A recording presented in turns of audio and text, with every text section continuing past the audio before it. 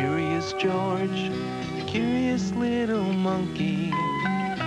Here he comes, he's always on the go.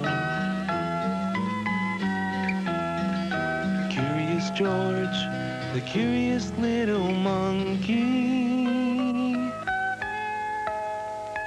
Where's he going? We'd all like to know. Curious George at the bakery. George was late for breakfast. You ought to have a good time at school today, George. Your class is going to the bakery. Now you'll find out where that toast came from. George grabbed his books and off he went to catch the school bus.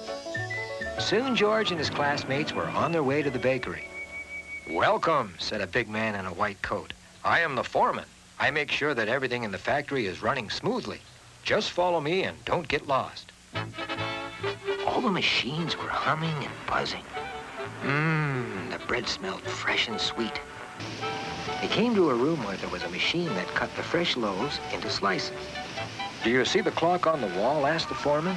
"When the big hand and the little hand come together at the top, it will be noontime. Then all the machines will stop automatically, and all the people who work here will go and have lunch." While the children were listening to the foreman, George wandered off. There was a door slightly open. Inside, a baker in a white t-shirt was making pretzels. He took some dough from a pan, rolled it into a long strip, and then folded the strip back and forth into a pretzel. After the pretzel was made, it passed under a salting machine.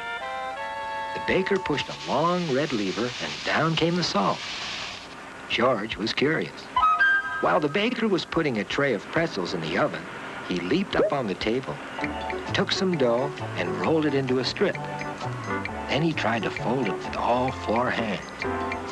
Now George was all wrapped up in the dough. He tried to fight his way out, but instead fell right on top of the big red lever. George had started the salting machine. Salt poured all over the pretzels and onto the floor. So much salt that it spread through the door right into the hall. The foreman ran into the room.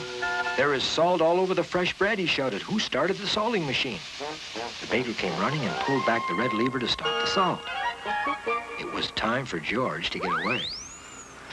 He saw a big basket full of bread right near the factory clock. What a nice place to hide in. "Let's get on with the tour," the foreman said to the children. "Watch your step," the man said. "From here you can see the machine working." Just then, one of the boys on the tour reached into his pocket to get his handkerchief. Something fell out. It was his penknife. It bounced off the edge of the metal floor and landed on a fresh loaf of bread that was moving toward the slicing machine. "Oh my," cried the foreman. "If that knife gets caught in the slicer, the machine might break. There's no one near the machine to stop it." George heard the commotion and came out of hiding.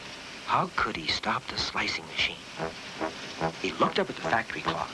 The little hand was up, but the big hand was still far away.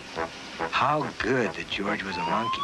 He leaped over to the clock, held on to the little hand, and with his foot grabbed the big hand. Then, very quickly, he pulled the two hands together. And all the machines in the factory stopped. "Hooray!" shouted the foreman. The loaf of bread with the penknife on it had stopped right in front of the slicing machine. "George," said the foreman, "what a clever monkey you are. You saved the slicing machine and your classmate's knife. For that, you deserve a good lunch." In the lunchroom, they all had sandwiches made out of the freshly baked bread. The foreman gave George a whole bag of warm pretzels with lots of salt on them. Then George and his classmates went back home.